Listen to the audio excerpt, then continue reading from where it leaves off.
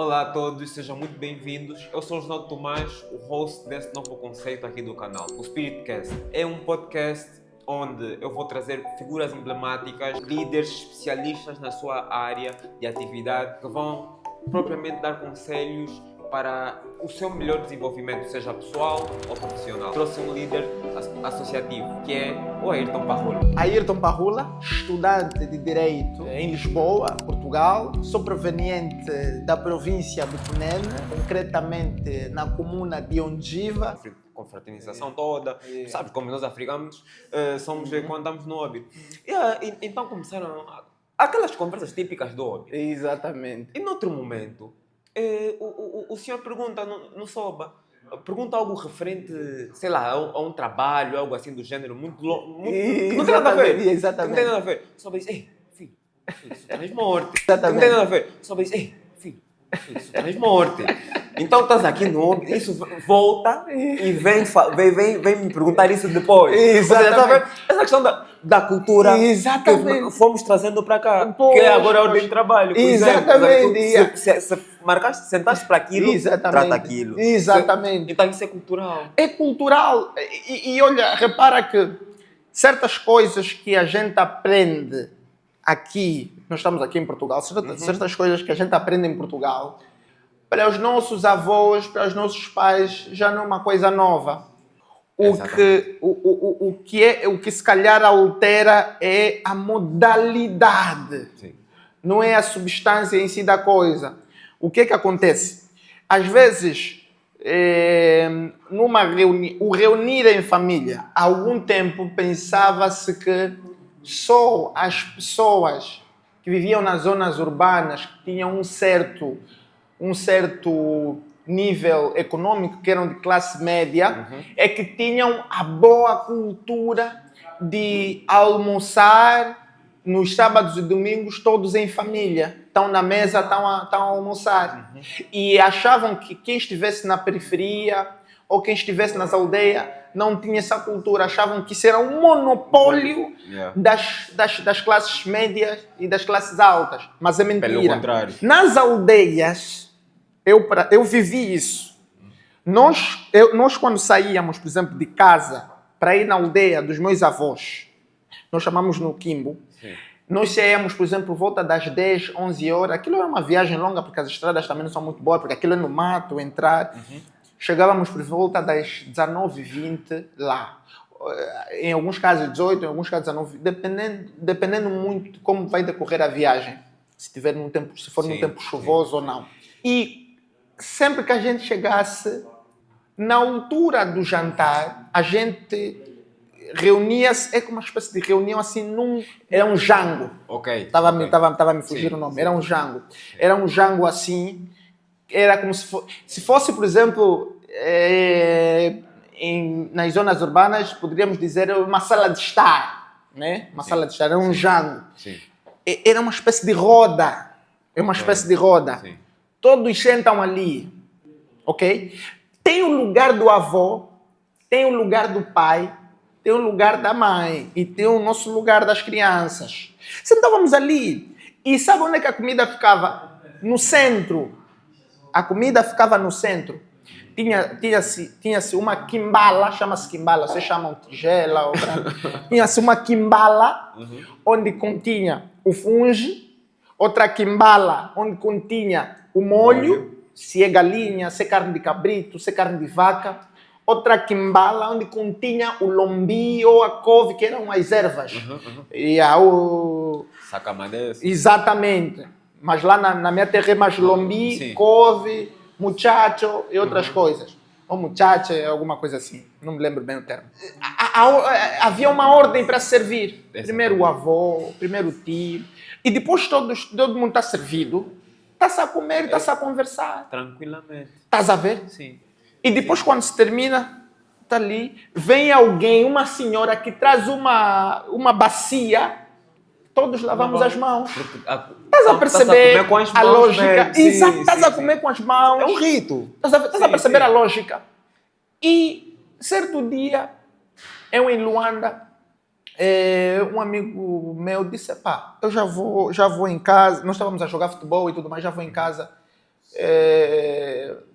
porque tenho que encontrar o meu pai, a minha mãe, nós vamos almoçar todos na mesa, não sei o quê. Eu disse, não, vamos jogar mais um pouco. Eu disse, Ayrton, vamos jogar mais um pouco. Você tem razão, lá no Cunene não comem na mesa. Estás a ver o pensamento, a pensar que isso é um monopólio, é uma cultura própria deles, por estar evoluído, estás a ver, por ter mais, por estar num nível, mas não é isso. Exatamente. Estás a ver? É só porque eles não conhecem os costumes, a tradição dos povos. É isso. Exatamente. E nós temos que tentar mesmo trazer. Por Exatamente. isso é que eu trago aqui o Spiritcast, não é?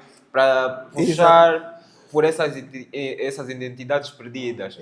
Porque realmente essa questão, nós só comemos quando o pai está na mesa. Exatamente. Nós não podemos levantar primeiro. Que nem o outro mais velho, nenhum mais velho sai da mesa, você não isso. Como sair sem saber. Exatamente. Quer dizer, isso não, e as nossas culturas africanas já, de certa medida, ensinam isso.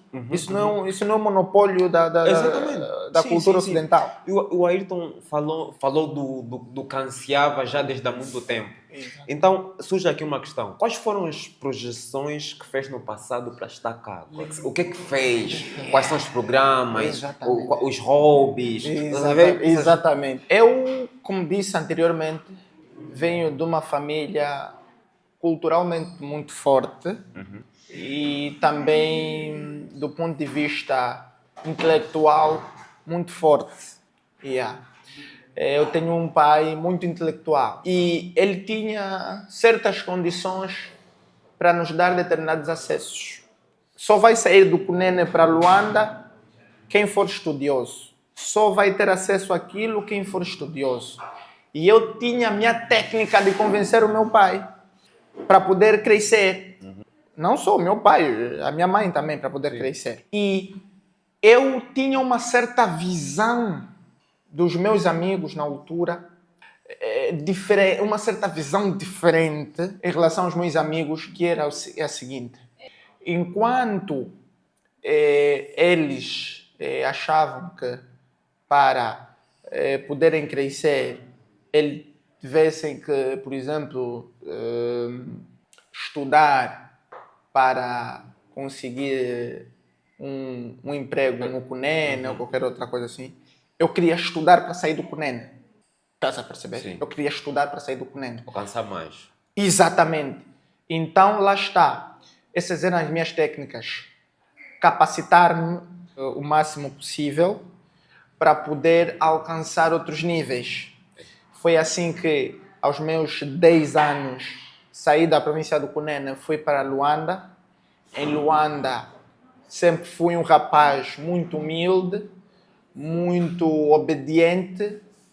Eu cresci com os meus irmãos, sempre fui muito obediente em relação aos meus irmãos, sempre fui muito obediente em relação aos meus pais e sempre fui muito humilde em relação aos meus amigos. Apesar de ter sempre aquela personalidade forte, aquela teimosia em relação aos amigos, e aquela personalidade autoritária, posso assim considerar, não no sentido negativo, mas no sentido positivo, de ter sempre uma posição firme. De ser o líder. Exatamente. Olha, vamos fazer isso, você fica exatamente, exatamente. Defender os meus ideais até o fim, mas sempre pude equilibrar isso com o respeito hierárquico, sempre pude equilibrar isso com a humildade, com o respeito pelos mais antigos. Sim. E isso é que me trouxe até aqui.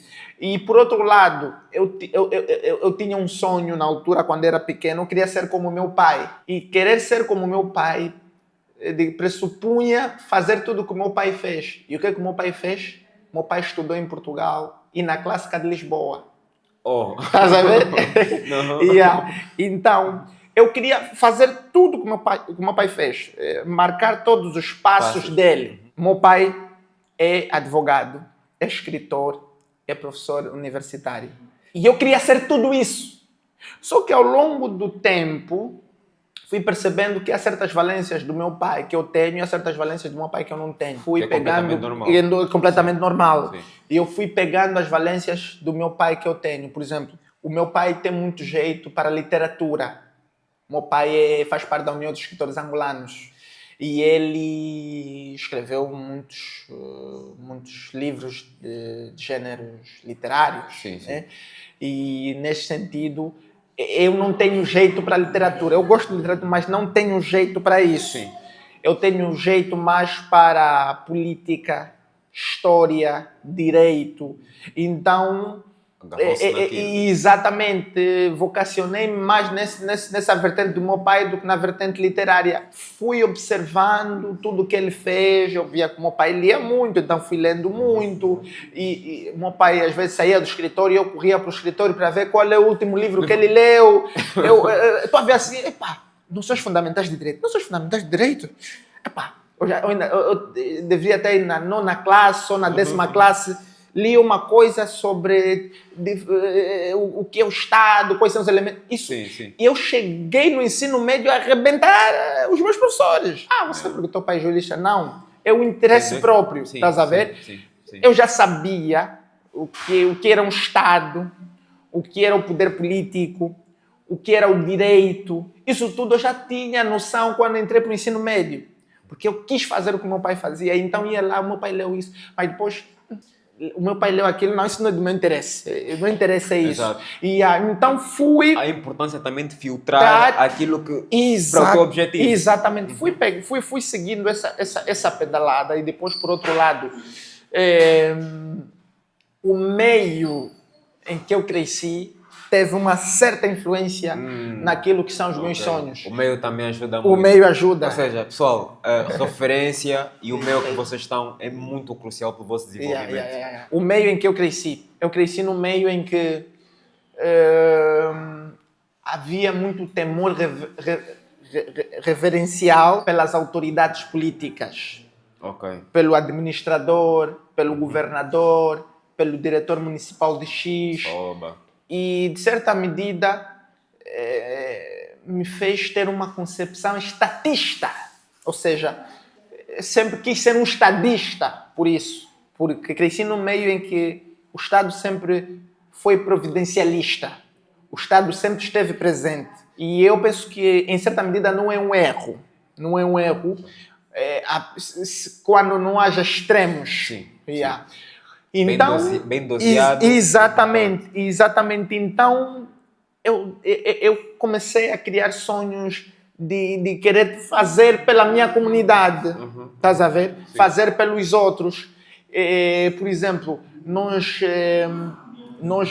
víamos, por exemplo, de telejornal e apresentavam os jovens, por exemplo, de Luanda com quadras desportivas. E nós íamos no bairro, mas por que nós não temos quadra? Tem que haver quadra. Estás a ver? Nós víamos na televisão os jovens de Luanda com piscina. Na altura, não me lembro de piscina, só havia no governo provincial. Sim, aquilo era...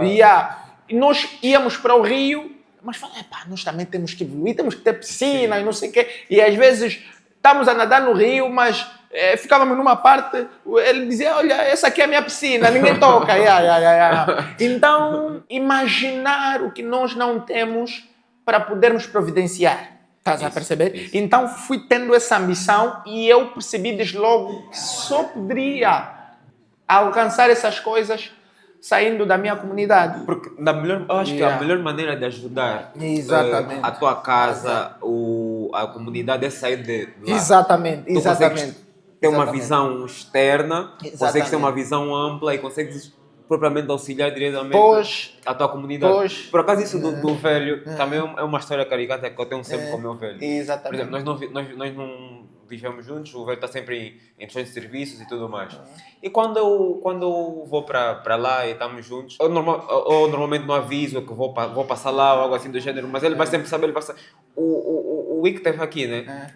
Por quê? Não, ele levou o meu livro. Ele sabe sempre quando nós tentamos sempre ler o que o velho lê. Exatamente. Seguir, de certo modo, os passos do velho. Exatamente. E isso é muito importante. É o que disseste, a referência e o meio ajuda muito. E muito, por quê? Porque o ser humano é um ser que aprende muito pelo exemplo. Nem mais. Por isso é que tu vês que à medida em que fomos tendo certas figuras, foram Tendenciosas. proliferando certos comportamentos negativos, a sociedade em si, ou seja, as sociedades em si, foram também, digamos assim, identificando-se com essas referências. E Exemplo. antes de desenvolveres, aliás, até tem célebres frases que dizem, diz-me as tuas referências, ou que música, ou que cultura aquela sociedade tem, que tu consegues conhecer a cultura. Exatamente. Eu estava a dizer isso, vamos partir da base para o topo, do topo para a base.